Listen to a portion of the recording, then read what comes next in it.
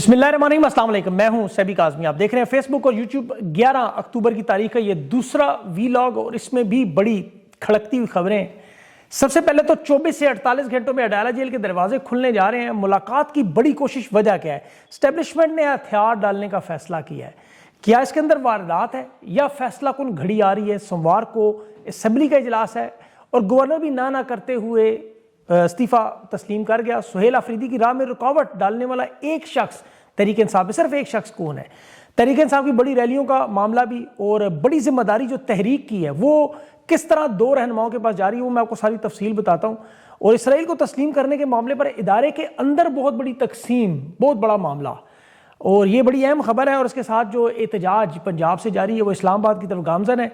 25 शहादतों की इतलात आ रही हैं अब तक।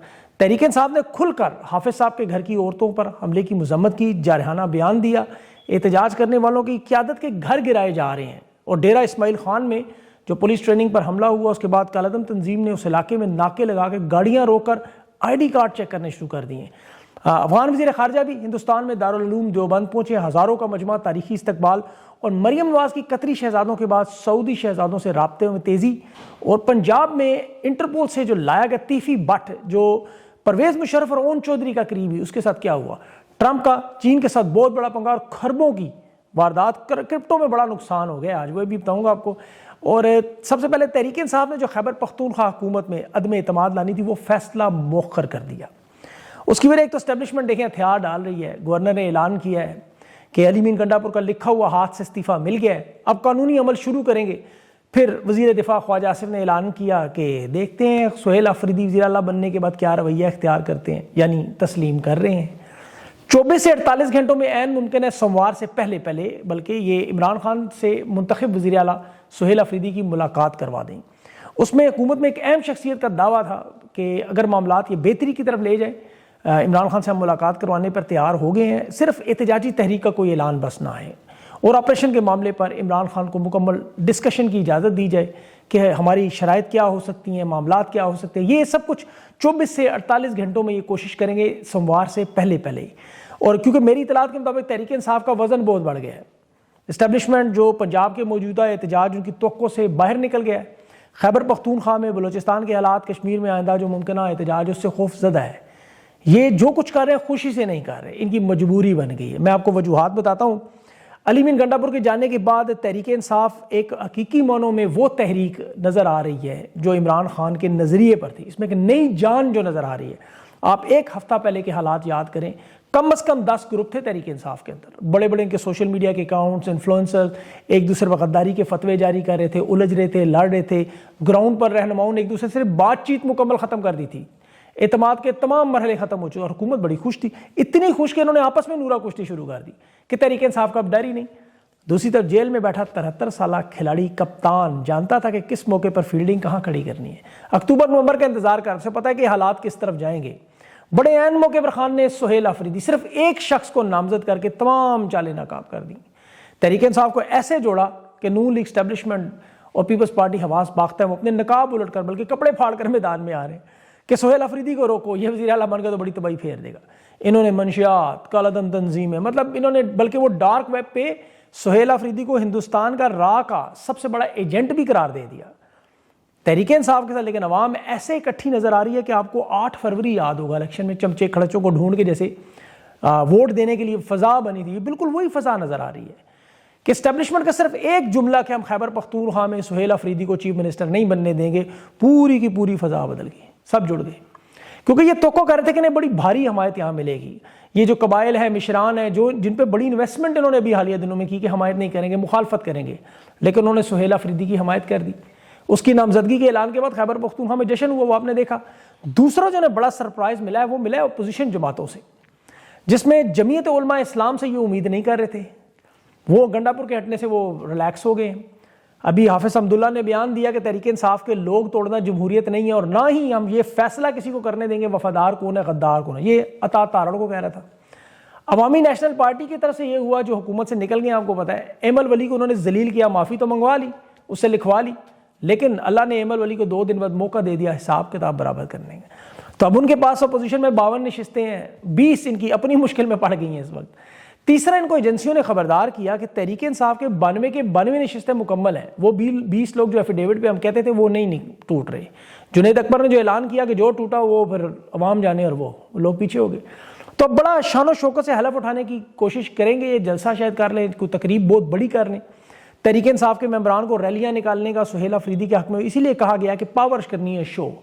اور آج جو پریس کانفرنس ہوئی دیکھیں، اس میں آپ کو وہ سارے رہنما نظر آئے جو عمران خان کی مزاحمتی ٹیم کا حصہ ہے۔ پریس کانفرنس میں جنید اکبر بھی تھا، جھگڑا بھی تھا، سلمان اکبر بھی تھا۔ خیبر پختونخوا کا صوبائی صدر سب سے جنید اکبر کا جو مزاحمتی انداز، یہ وہ انداز ہے جو عمران خان ان سے توقع کر رہے تھے، جس بنیاد پہ انہیں یہاں پہ کھڑا کیا گیا تھا، اس پر صوبائی صدر لگایا گیا تھا۔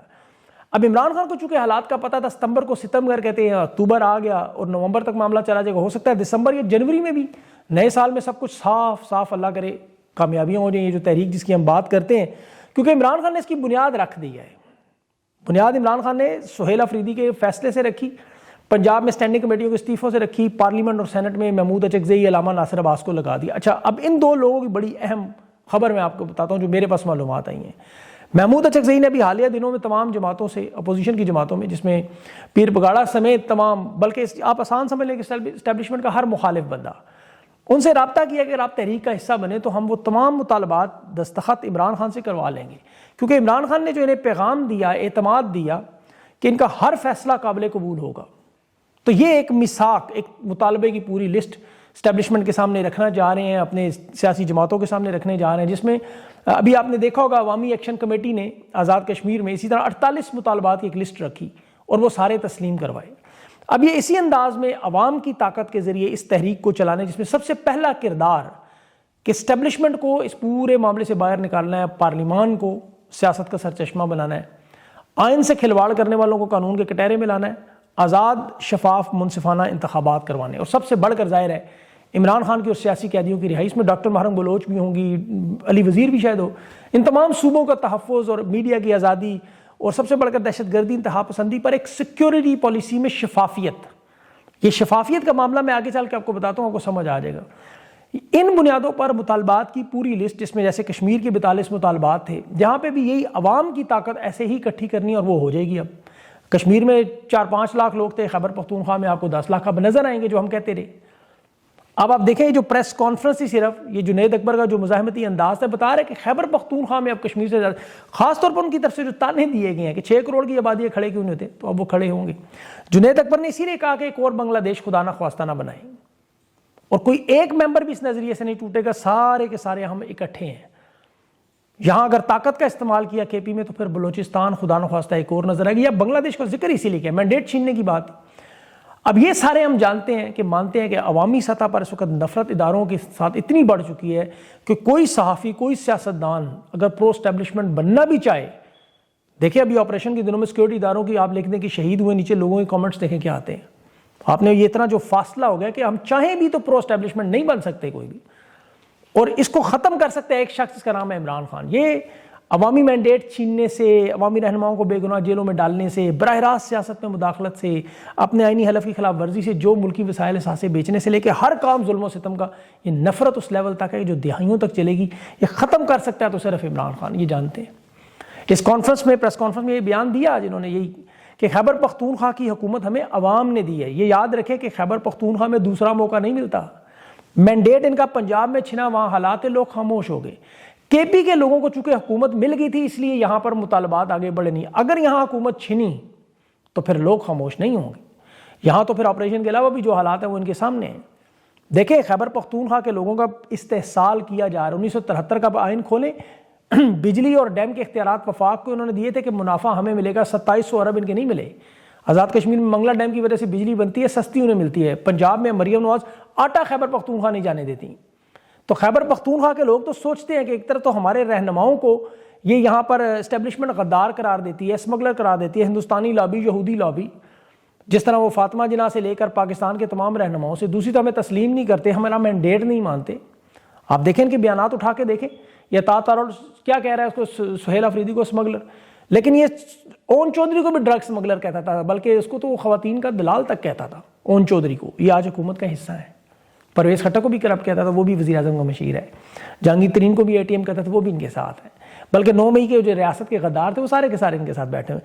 لیکن عوام وہاں دیکھ رہی ہے جی ہمارے رہنماؤں کے ساتھ یہ کر کے آ رہے ہیں، بالکل جس طرح بنگلہ دیش کی عوام دیکھ رہی ہے اور پاکستان کی عوام دیکھ رہی ہے کہ فوج جو فوج کو دہشت گرد کہتے رہے، مریم نواز جیسے، وہ آج وزیر اعلیٰ ہے. جو سپریم کورٹ پہ حملہ کرتا تھا نواز شریف، جو دنیا کے سب سے بڑے دہشت گرد سے 45 لاکھ لے کے بینظیر بھٹو کی حکومت گراتا رہا، اس کا بھائی وزیر اعظم، بھتیجی وزیر اعلیٰ، جو امریکی فوج کو پاکستانی اڈے دے کے ڈرون کے ذریعے لوگ مرواتے تھے، وہ تو ریاست کے پروٹوکول میں دفن کیے جا رہے ہیں. جو سب سے بڑے دہشت گردوں کو احسان اللہ احسان جیسے لوگوں ملک سے فرار کرواتے رہے، جو 80 کی دہائی میں بتاتے رہے کہ جی افغانستان میں جہاد ہو رہا ہے، امریکہ تو ہمارا دوست ہے، افغانستان کے لوگ تو مجاہدین ہیں، وہ ہمارے پاکستانی طالبان بھائی ہیں، وہ آج آپ کو کہتے ہیں جی افغانی دہشت گرد ہیں، خیبر پختونخوا کے دہشت گرد ہیں، گڈ بیڈ طالبان ہیں، ہندوستانی فتنہ خوارج ہے. تو لوگ اپنی آنکھوں سے ساری چیزیں دیکھ رہے ہیں، تو پاکستان کی عوام کیسے تسلیم کرے؟ سوشل میڈیا کا دور ہے، ایک ایک ویڈیو، ایک ایک بیان ڈھونڈ، وہ تو نیک محمد کو ڈھونڈ کے نکال لیتے ہیں. یہ دیکھو ساتھ پیچھے سارے یہی کھڑے تھے. یہی ISI MI کی ایجنسیاں جو نواز شریف زرداری کو پاکستان کا سب سے بڑا چور ڈاکو کہتے تھے، آج اسے افواج پاکستان کا کمانڈر صدر پاکستان کہہ رہے ہیں. پارلیمنٹ میں کھڑا یہی وزیر دفاع پاکستانیوں کو شہید ہونے پر جو آج کولیٹرل ڈیمیج کہہ رہا ہے، یہ اپنے منہ سے تینوں جنگیں ہارنے کا فوج کو تانے دیتا تھا، آج محب الوطنی سکھاتا ہے آپ کو. یہ چیئرمین سینٹ یونس رضا دغلانی دیکھیں، ہندوستانی وفد سے آپ کو پتہ ہے ہاتھ ملانے کے لیے کتنا بے قرار خبر دیکھیں، اور یہاں افغان وزیر خارجہ ہندوستان گیا ہاتھ ملانے تو یہود و ہند نظر آ گیا. جبکہ ڈونلڈ ٹرمپ کے ساتھ نیتن یاہو یہ ڈیل کر لیں وہ کوئی مسئلہ نہیں. ان کا جو ہے وہ یہ کڑوا میٹھا میٹھا ہپ اور کڑوا کڑوا تھو تھو والی بات. ان حالات میں امن و امان میں دیکھیں ڈیرہ غازی خان میں پولیس اکیڈمی کے جو حالات وہ آپ کے سامنے، پھر جو تینوں صوبوں میں اس وقت جو حالات ہیں وہ بھی آپ کو پتہ ہے. آج بلکہ ڈیرہ غازی خان میں تو صبح 9 بجے دن دہاڑے وہاں پر باقاعدہ ناکے لگا کے گاڑیاں روکے، وہ چیک پوسٹ پہ شناختی کارڈ اور موبائل فون اور وہ سارے چیک کرے، اور ریٹ ہے ہی نہیں جی. اور اس کے لیے پنجاب میں اور ادھر بے رحمانہ طاقت سیاسی جماعتوں کے خلاف، یہ سب کچھ لوگ اپنی آنکھوں سے دیکھ رہے ہیں. یہ جن لوگوں کو پشاور سے اٹھا کے لے گئے کہ وہ تو سارے ہلا لا کے تائید کر دیتے ہیں، یہاں سوشل میڈیا پہ سچ آ جاتا ہے. یہ DJSPR کی پریس کانفرنس دیکھیں، 2 گھنٹوں کے اندر سارا بیانیہ اڑا دیا انہوں نے. اب جو احتجاج لاہور میں ہو رہا ہے آپ کو پتہ ہے، جو بہاولپور میں، اس کا رد عمل ان کے رہنماؤں کے انہوں نے جا کے گھر گرا دیے. وہ اللہ بخاری ہے، اس کا انہوں نے بہاولپور میں گھر گرا. بالکل اسی طرح طاقت کا استعمال جیسے تحریک انصاف کے رہنماؤں کے گھر، ان کے کاروبار، پلازے، سب کچھ قبضہ کرتے رہے، تباہ کرتے رہے، گراتے رہے. تحریک انصاف پہ الزام لگاتے رہے کہ یہ تو 9 مئی میں جناح ہاؤس کور کمانڈر اور GH کے اوپر حملہ کرنے آئے، وردیاں اٹھا کے ہماری دکھاتے رہے. یہ انہوں نے کیا کیا؟ یہ جو پنجاب میں کرنے، یہ احتجاج کرنے والے کون سے آرمی چیف کے گھر کے باہر کھڑے ہیں؟ یہ کون سے GHQ کے باہر گئے ہوئے ہیں؟ انہوں نے کون سے شہداء کے مجسمے اکھاڑے ہیں یا لکڑی کے جہاز جلائے ہیں کہ ان کی خواتین کو گھروں سے اغوا کیا، ان کے بچوں کو جیلوں میں ڈالا، ان کے کارکنان کو گولیاں ماری؟ 25 کے قریب تو وہ کہہ رہے ہیں شہادتیں ہو چکی ہیں. یہ بالکل وہی عوامی لیگ سے ہونے والا سفر بلوچستان خیبر پختونخوا گھوم پھر کے پنجاب آ رہا ہے. یہ کشمیر یا پنجاب ہو جگہ، انہیں کوئی فرق اس سے نہیں پڑتا، یاد رکھیں. لیکن انہیں ڈر ہے صرف احتجاج سے. یہ آج اس کے خول جو دکھا رہے تھے نا حافظ صاحب اپنے گولیوں کی، اسی طرح عمران خان نے بھی اپنے گھر میں زمان پارک پر ان کے قبضے کی گولیوں کے زہریلی آسو گیس کے شیل دکھائے تھے. پریس کانفرنس خان نے کی تھی. آج یہ دکھا رہے ہیں جس طرح ان کی خواتین کو اٹھایا، اسی طرح تحریک انصاف کی تمام خواتین کو بھی اٹھایا انہوں نے. جس طرح عمران خان کے بچوں کی تصویروں کو یہ روندتے ہوئے، آپ کو یاد ہوں گی وہ ساری تصویریں، خان کے پاس احساس یہی تھا، تصویریں تھی چاند، وہ ان کے اوپر فوجی بوٹوں سے روندتے ہوئے جاتے تھے. اسی طرح وہ حافظ صاحب کے گھر بھی پہنچے ہوئے تھے. اس کے پرانے صندوق سے وہ پلاسٹک کے شاپنگ بیگوں سے نکال رہے ہیں جی کرنسی کا، یہ بڑا لمبا چوڑا لاکھوں بینک کھل جائے، اندازہ کریں بھائی بندے نے کیش اتنا تو اتنے تو شاید اس کے مرید ہی اس کو دے دیتے ہوں گے. ابھی تو شکر کریں اس میں سے بھارتی کرنسی انہوں نے نہیں نکال لی افغانستان کی، یہ تو نکال سکتے تھے. آپ کو پتہ ہے یہ ان کے تو ٹک ٹاک کے ڈرامہ میں دیکھ رہا تھا اس ویڈیو کو، ایک پولیس والا وہ نکالتے ہوئے دوسرے سے کیا کہہ رہا تھا، وہ یہ اندر سے کیا نکل آیا، مطلب اس کو پتہ نہیں اندر سے کیا نکل آیا.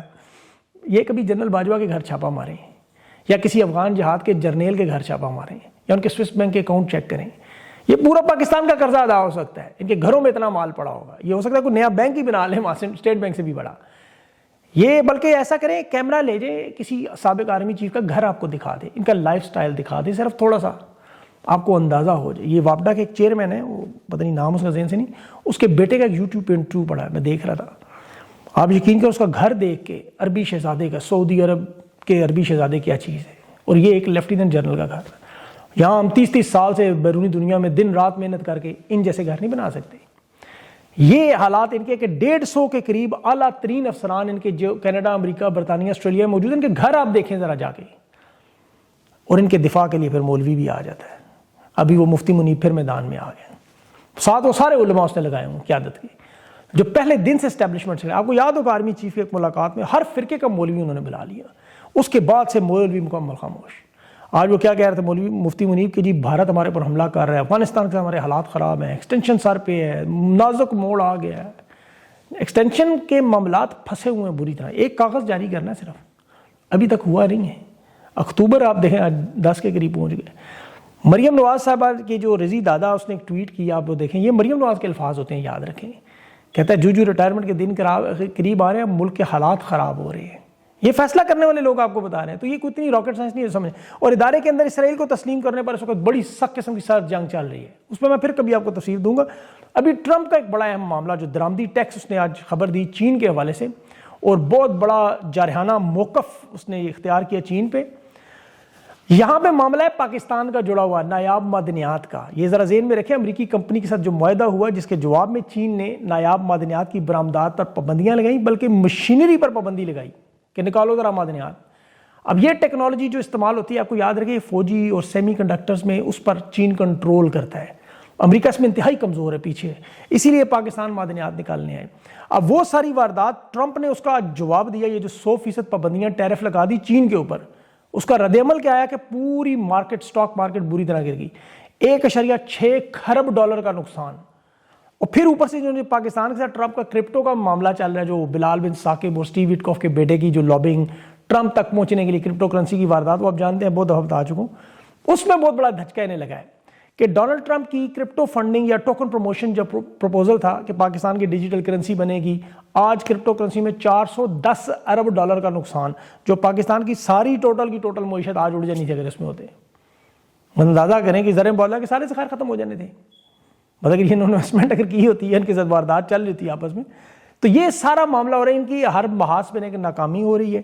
پاکستان کی عوام یقین کرے اگر پرامن انداز سے جڑی رہی, جو اتحاد ان کا نظر آ رہا ہے, تو انشاءاللہ یہ آپ کے سامنے اللہ نے چاہا خان کی طرف سے کی ملاقات اگر یہ کرواتے ہیں.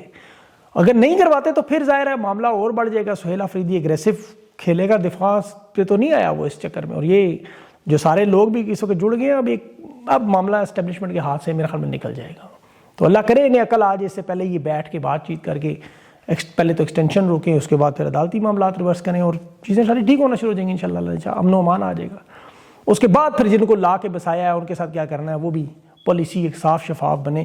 ابھی تو دیکھیں جو جرنیل آپ کو کہتے ہیں جی وہ غلط تھا, وہ صحیح تھا, وہ غلط تھا, وہ صحیح تھا, قوم ہی بیچاری کنفیوز, سمجھ نہیں آتی کرنا کیا چاہتے ہیں. اللہ پاکستان پہ اپنا رحم و کرم کرے. اپنا خیال رکھیں, مجھے اجازت دیں. اللہ حافظ.